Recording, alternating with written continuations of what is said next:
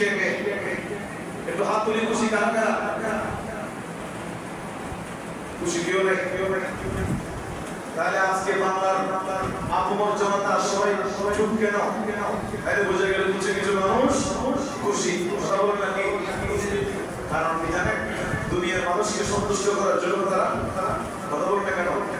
দুনিয়ার ক্ষমতার জন্য দুনিয়ার মানুষকে সন্তুষ্ট করার জন্য তারা খুশি ঠিক না বলেন আরো যেমন আছে নাই এইরকম মানুষের সংখ্যা আছে নাই আমার ভাইরা খেয়াল করেন আমার প্রথম প্রশ্ন হচ্ছে এই মৌলানা রইসুদ্দিন শহীদ রইসুদ্দিন ইমাম রইসুদ্দিন তিনি আন্দোলনে গেলেন এটা কোন আন্দোলন এটা কার আন্দোলন এটা কিসের আন্দোলন এটা হচ্ছে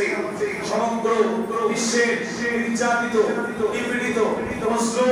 মুসলিমদের উপরে যে বর্বর আপনার নির্যাতন করা হচ্ছে ইসরায়েল বাহিনী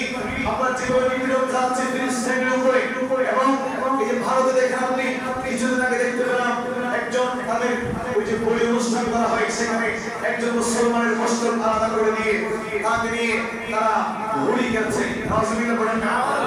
দেখেন মায়ার পরে মুসলমানদেরকে প্রচুর কাটা করা হয়েছে শেষনিয়া বসুনিয়া দেখেন পৃথিবীর বিভিন্ন জায়গার মধ্যে নির্যাতন করা হয়েছে মুসলমানদেরকে আর তার প্রতিবাদে সুফিবাদী সুন্নি জনতা বাংলার আবহাওয়ার জনতা সর্বস্তরে যারা সাধারণ আন্দোলন করতে গিয়েছে মুসলমানদের হকটাকে প্রতিষ্ঠা করার জন্য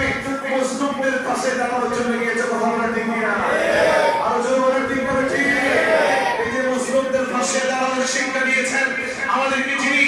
হচ্ছেন সমগ্র সৃষ্টির নেতা বিশ্ব নেতা রহমতুল আলামিন সরওয়ারে কায়নাত ফখরে মুজিজাত মুহাম্মদ রাসূলুল্লাহ সাল্লাল্লাহু আলাইহি ওয়া সাল্লাম সেই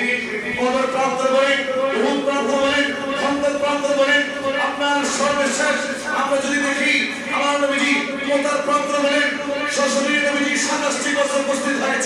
উপস্থিত হয়ে শিক্ষা দিয়েছেন এই আমার দুশুলিয়া ইমানদার মুসলমানেরা খেয়াল রাখো জেনে রাখো আমি রাসূল যে পথ দিয়ে হেঁটে যাচ্ছি ইসলামের জন্য ঈমানের জন্য মুসলমানদেরকে রক্ষা করার জন্য